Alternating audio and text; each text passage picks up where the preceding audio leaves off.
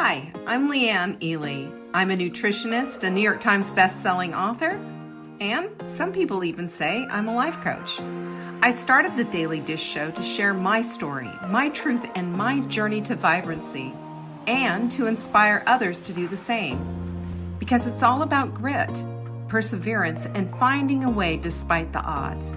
It's about embracing the whole woman, not just the parts that are easy to love, and feeding her heart, mind, body, and soul. But I found that this isn't just my story, it's your story too. It's go time. This is the Daily Dish. We've been focused on a friend of mine. I told you about that. My friend Jim Quick, who brilliant guy, and he's an expert on brains. He's an expert on how the brain works. He wrote a book called Limitless. It's really worth your time and just quite a read. And one of the things that he said that jumped out at me was, if you argue for your limitations, you get to keep them. But if you argue for your possibilities, you get to create them. Yeah, I mean, it sounds a little platitudey, doesn't it? It sounds like, yeah, whatever.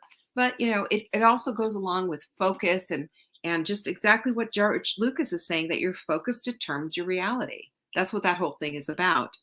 So we have been talking about that, how limitations and all of that. But I'm going to tell you right now, I'm going to take you into the place of embracing some limitations. I know that sounds really bizarre. I know, doesn't it? But I want to give you the flip side of what limitations are, because I think sometimes if we can see the full scope of what this is about, then maybe we can start getting into the place of the reality of what our reality is and what it is that we're dealing with. You know, my son, I told you, my son is turning 30 on Sunday. And boy, oh boy, when your baby turns 30, you know that things are out there. But I remember having two children under 2, and just the reality of that, with all the paraphernalia, you all know, with all the paraphernalia, how I was feeling. I had postpartum depression in spades. So just all of that, and just the whole limitation of everything. I thought I couldn't do anything. I thought all I was good for was a big milk machine. You know, that was basically my whole job. I never saw possibilities. I only saw limitations. And that held me back for many, many years, thinking that this was something that I couldn't do. But I wish I had known this stuff then and what I know now. And I say that because I know that right now, I know that light is probably driving you crazy. It's on the back of I'm going to see if I can do this without my glasses. But I know right now that there's someone sitting here right now and saying, yeah, limitations. You don't understand what my schedule's like. You don't understand what my circumstances are. And I don't know your circumstances. I don't know your life. I don't know what you're under. All I know is that we all have the responsibility to customize our lives within our own restraints and within our own constraints as well. And that, believe it or not, the flip side of limitations are that constraints can be powerful. They can be powerful, believe it or not, because they have a way of putting into place your priorities, whether you like it or not. Let me explain a little bit. Great story. In 1960, there was a man named Bennett Cerf. Ever heard of his name? He was the founder of Random House. And he made a $50 bet with a guy named Theo Geisel. Ever hear that guy? You're going to know who he is in a minute. He made a bet with Theo Geisel that he couldn't write an entertaining children's book for 50 words or less. He couldn't write an entertaining children's book for 50 words or less. So this guy, Theo, says, dude, you're on. And he wrote a book that came out called Green Eggs and Ham by his pen name, Dr. Seuss. And to date, it's sold over 200 million copies. This is a case of constraint. All he could do was use these 50 words, and that was it. And Green Eggs and Ham is probably the number one, if not close to the number one Dr. Seuss book. And look at it. It's a delight to read. 50 words was all he used in that. And it was because of a bet that he made with his publisher. With his publisher. And by the way, all the Saving Dinner books are under Random House. And I remember when I went to Random House in New York for a meeting with my editor, it was quite an intimidating experience. I was standing there in the lobby of Random House, and in glass cases, probably 2 stories high, maybe at one time, I don't know, were all of the books that were Dr. Seuss's books and other Random House authors that have classic books in there. And I remember seeing Green Eggs and Ham and thinking, oh yeah, I'm in good company here. It was quite an experience. That's a sidebar, by the way. I just thought I'd throw that in there.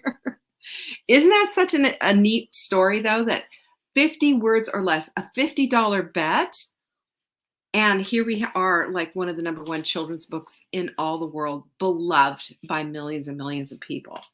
So I tell you that because that was a book that was written with constraints and limitations, and it turned out to be a blessing.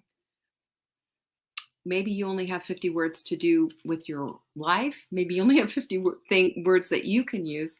But the point is how we look at our constraints, and that's my #1 point here, is that there's lessons. There's lessons in constraint. And constraint creates creativity. If you look at it that way, it does. Constraints can create creativity. I just gave you probably one of the best examples ever.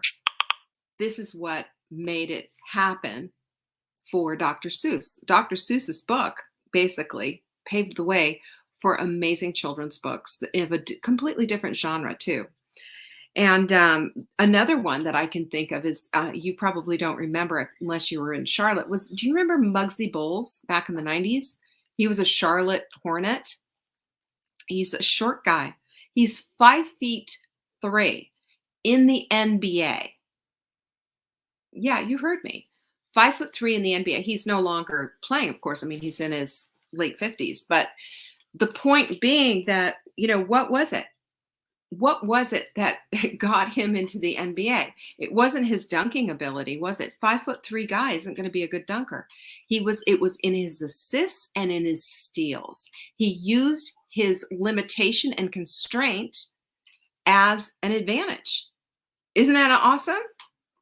How often do we say we can't do something, or we can't, I spent years saying I couldn't do something because I've got to take care of these kids, because I've got to do this homeschooling stuff, because I got, thanks. Yeah, I hope you're feeling guilty, Caroline, No. For all of this stuff. But really, we use our situations and as reasons and rationales and excuses instead of to our advantage. And it wasn't until much later that I started seeing the blessing of my life, that I started to see that this could lend itself to creativity. I wrote this is a true story. I wrote an article, or rather a newspaper column, called The Manic Housewife. Manic meaning inordinately enthusiastic, not like I need medications or anything like that. And that whole thing was born out of me talking to a newspaper editor and asking for a job. This is in Rutherford County, in Forest City, Spindale, I guess, I don't even know, but at the Daily Courier. And I just was gutsy enough to go knock on the door to the editor and say, hey, I want to write for you. He liked me. He liked how I was gutsy. He thought I was funny. And he said, go write a column. And guess who I talked about in this column? My kids, my homeschooling experience. I used the constraint of what I thought was a constraint. Your limitations. And my daughter's giving me a little bit of grief right now. But firstborn, do you understand that? Do you understand what I'm saying there? If we look at what our limitations are, we can start seeing how they are a blessing and how we can actually leverage them for us to live a better life and for us to live our most creative life. And that literally happened to me as well. #2, constraints. Well, I already said that one. #1 is constraints create creativity. Okay, and that's a really important component. And I want you to think in terms of when you're thinking about your constraints in your life, I want you to start thinking, where's the creative side of this? Because when we do, that's when that's when our reticular activating system is going to work on our behalf to help us to gather the evidence to support that the thing that we want. It's amazing how that whole thing works. Really, when you've made a decision you want to buy a certain car, suddenly you see it on the road. That's your reticular activating system. You have activated that part of the radar in your brain, so now you're looking for it. It makes all the difference in the world. Number two is that constraints create schedules that might not exist otherwise. And I will tell you this, schedules create a life as well. If we just willy-nilly, there's two things that we have to look at. Sometimes we're either saying we have too little time or too much time.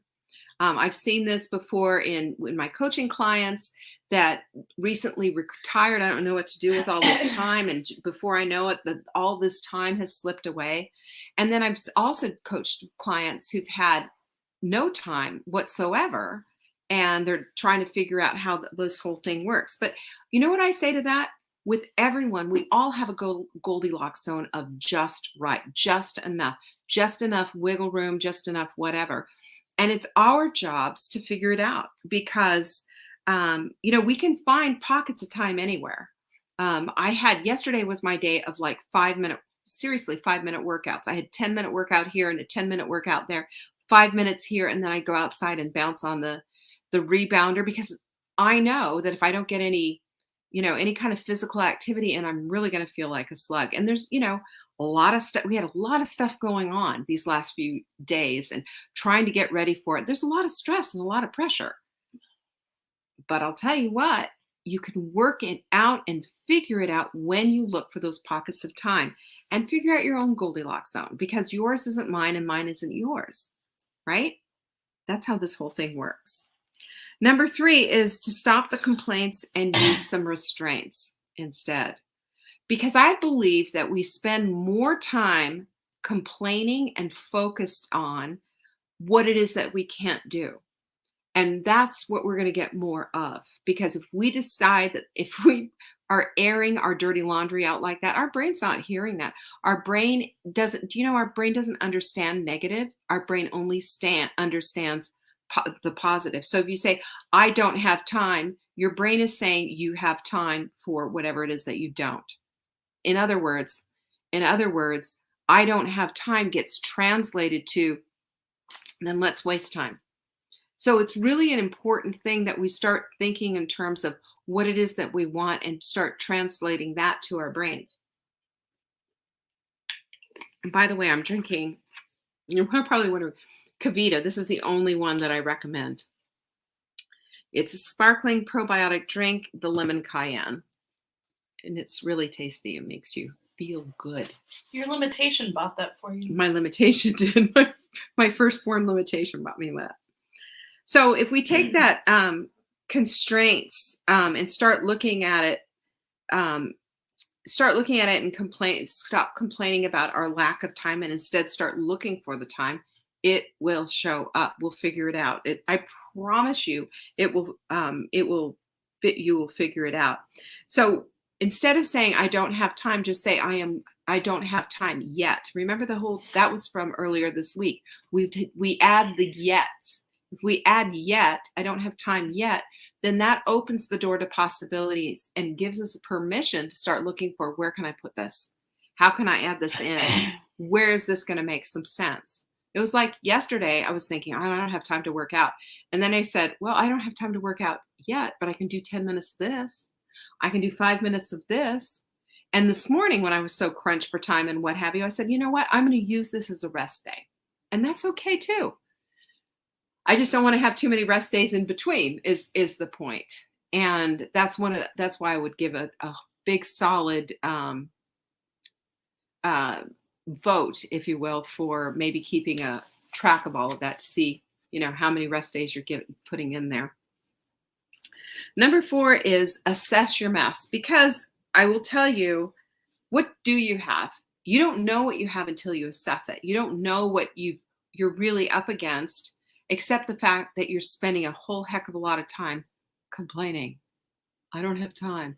I don't have the money. I don't have this. I don't have that. And all your brain is hearing, this is what, it's lack of, lack of, lack of. And we need to instead put in this idea that the abundance that we're seeking is also seeking us. The strength that you are seeking is also seeking you. The health that you're seeking is also seeking you. There's a whole attraction thing there. And I believe it's out there. It's just we need to activate it by talking about that.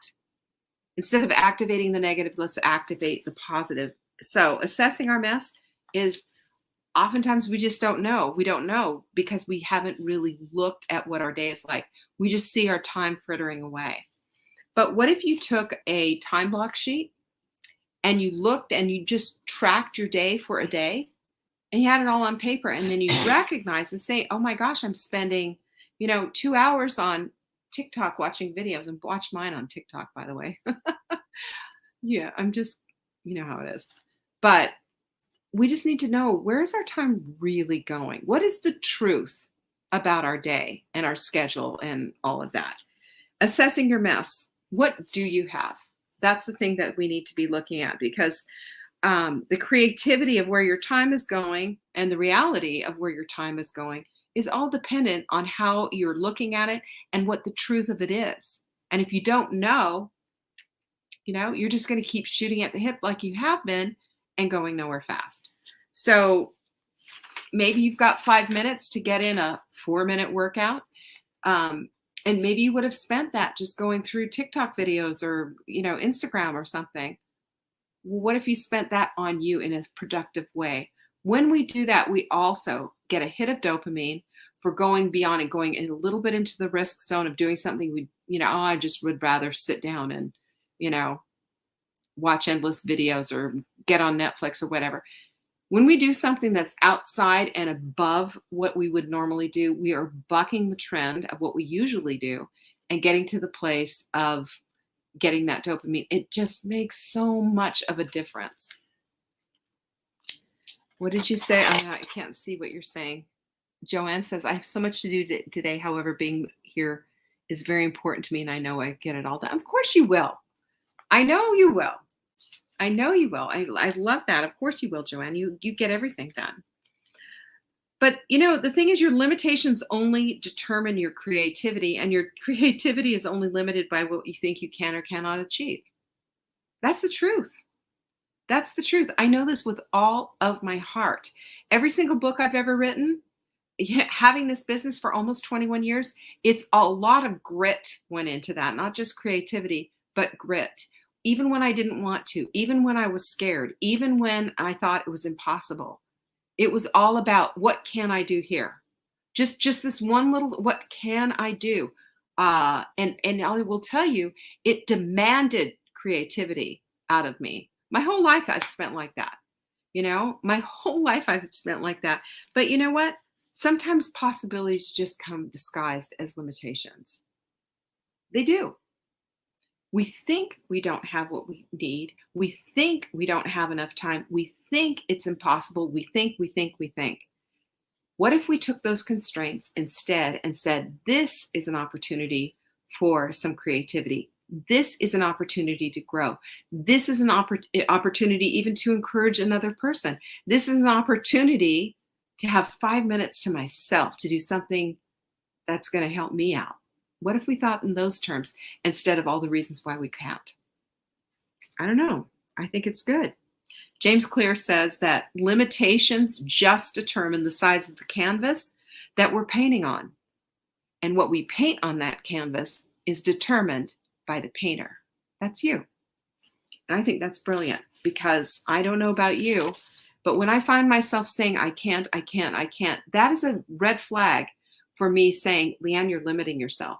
And while I might have certain limitations of things that I can or cannot do, that doesn't mean that I am beyond. It doesn't. It just means I need to be creative, that my canvas might not look like yours, but you know what? I still have the paints and I still have the brush. I'm the one that gets to determine what gets painted. No one else. And same with you. What do you think of that? I thought it was a cool topic this week. I really enjoyed it. Oh, Joanne, that's so sweet. Yeah. Give yourself grace. We all need to give ourselves grace. And I believe that this whole lesson of what we were talking about this week about limitations, there's a whole heck of a lot of grace there. So take good care of yourself. Peace be with you. Bye-bye. Thank you for joining me today. You can find me on TikTok for daily tips to help support your most vibrant life. And remember, you are the author of your own story. Until next time.